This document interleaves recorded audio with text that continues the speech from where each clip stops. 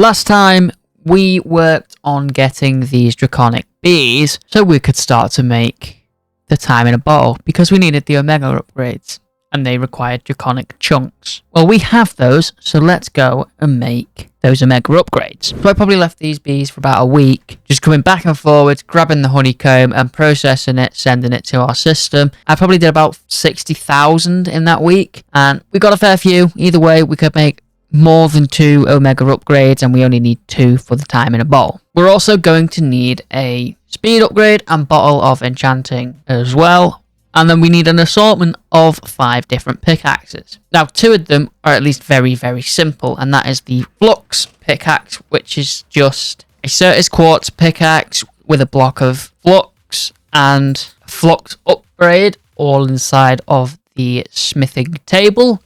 And we'll get ourselves a flux pickaxe. Very simple stuff. The next one is the blaze gold pickaxe. And all we have to do is go to the blaze bloom goo and place down a gold block. And over time it'll turn into the blaze gold that we need. And then we can just craft our pickaxe and put it in our inventory out the way for safekeeping. Then the next easiest one is probably the Neptune pickaxe. However, it's probably going to be the most boring one because we actually need to do a lot of fishing. And because I knew I needed to do a lot of fishing, I thought I'll tick off some of the quests because we need to make an iron fishing rod, a gold fishing rod, and a diamond fishing rod, all for some quests. So why not tick those off? And then to speed the process up a little bit more, what I'm going to do is I'm going to enchant the diamond fishing rod using our apotheosis enchanting, which we haven't used for a while. And once that was done, we could then head over to any sort of ocean. At first, I went to the Lush Stacks one that we have because it's got a bit of coral. I thought it might be classed as a warm ocean, but after a couple of fish, it wasn't yielding anything. So I ended up actually going to just find a proper warm ocean and fishing there. And this was so uneventful until we had a little friend intruding on our fishing space, and we can't have that. So back to fishing it was. Well, after many hours of fishing, we only got 1 nugget. 1 Neptune's nugget. Nah, I'm joking. I wanted to make a little friend, and to make it easier, I made the marine fisher from Industrial for Going. Basically just fishes for you as well, so we had better chances of potentially getting any sort of Neptune tools. But this thing absolutely yielded nothing. So that was great. So we've still only got 1 nugget. So back to fishing.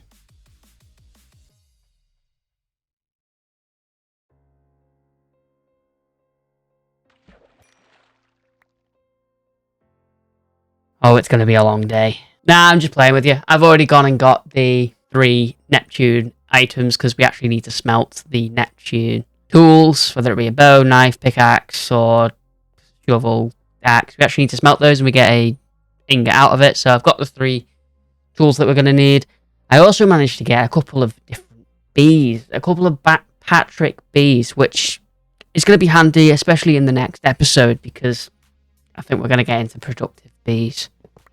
I think it's about time. Now that we've got those, we can dismantle our little fishing area and throw everything in the chest back in our system. Head back on over to the mega base. Now when smelting the tools, you can't just throw them into a normal furnace. They have to be in a blast furnace. So I quickly made a blast furnace and started to smelt those tools. Once those tools had smelted and we got our ingots, we could make our pickaxe and throw it in our inventory with the rest of the pickaxes that we're going to need. Now the next one that we're going to be making is the Vengeance pickaxe, because I think that's actually the easiest out of the 2 that we have left. So all that's needed for the Vengeance pickaxe is 3 diamonds, a couple of blood shards, and some dark sticks. Of course we have the diamonds, the hardened blood shards. We just grab a hardened blood block, smelt it, and we get the shards.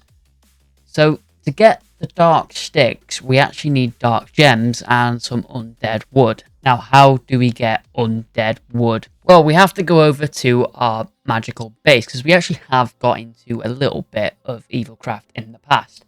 And we need to fill the blood infuser with some blood and throw in a dead bush inside. And over time, it will consume some blood, turning it into an undead sapling.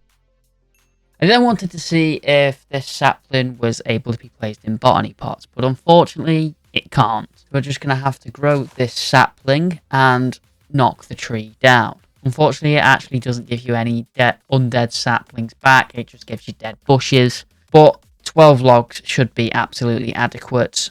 We only really needed the one. So we turned some of those undead logs into planks, and then we simply would put those planks as if we were crafting normal sticks, but on top of the 2 planks we're going to put a dark gem, and that will simply give us some dark sticks. We could then make the vengeance pickaxe, and we only have 1 pickaxe left to make, and it's probably the hardest one because we need Iesnium, which is from occultism, which we haven't even started yet. Now, Iesnium we can only get in the Nether using an ability called Third Eye, which I did have to look up in the Dictionary of Spirits in the occultism mod.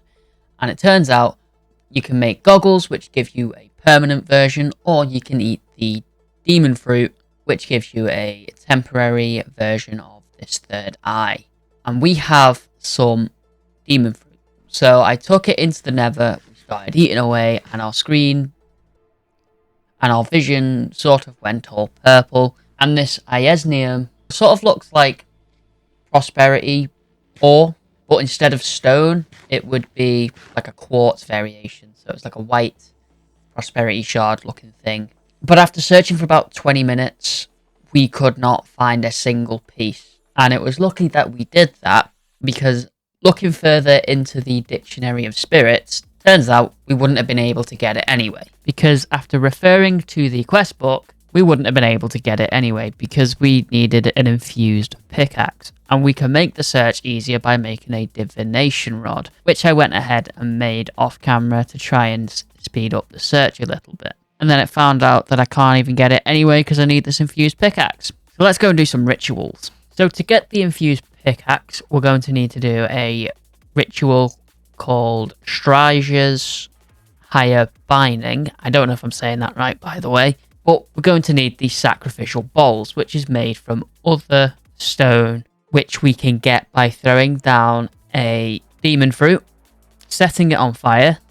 The fire then will turn white, and then we can throw some andesite in there, and it will change into other stone. We're also then going to need a book of binding Dini.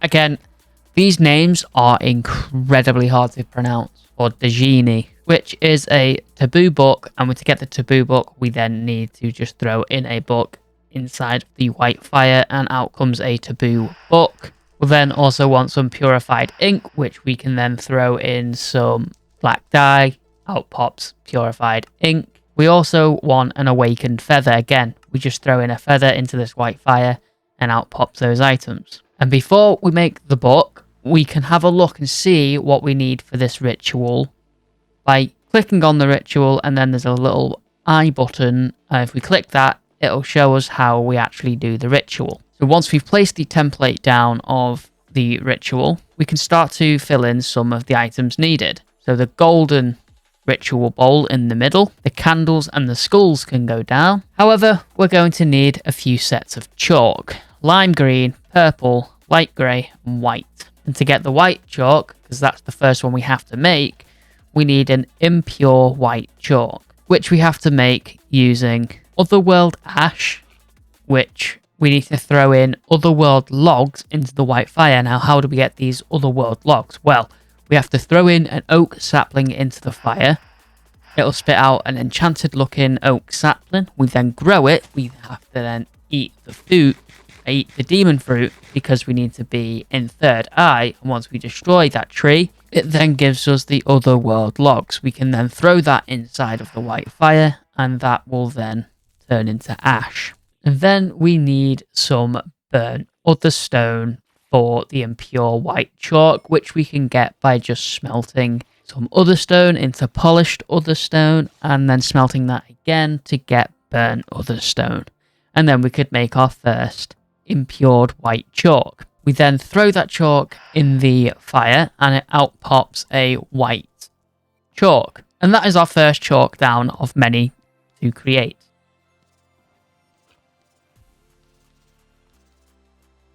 So with all the white chalk placed down, it's time we work on the impure chalk.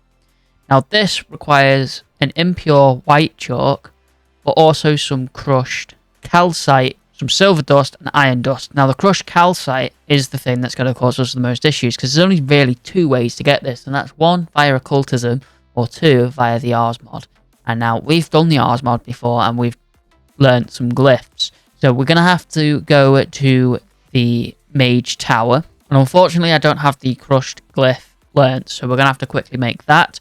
Once that was made, we could then make a little spell with it, and then we could simply crush down some calcite. We already have the silver dust and the iron dust, and we've just made the impure white chalk, so I'm not going to show you that again. Once we have all those things, the light grey chalk was made, and then we could do the same thing, throw that light grey chalk straight into the white fire. Out pops the light grey chalk, and then we could start filling in the light grey chalk sections on the ritual that we need to do. We then need to do this exact same thing with the purple chalk, except from this time it uses crushed obsidian and crushed endstone. And once we have that, we can then throw the purple chalk inside of the white fire to get... We could then throw the impure purple chalk inside of the white fire to purify that chalk. We could then place those... We could then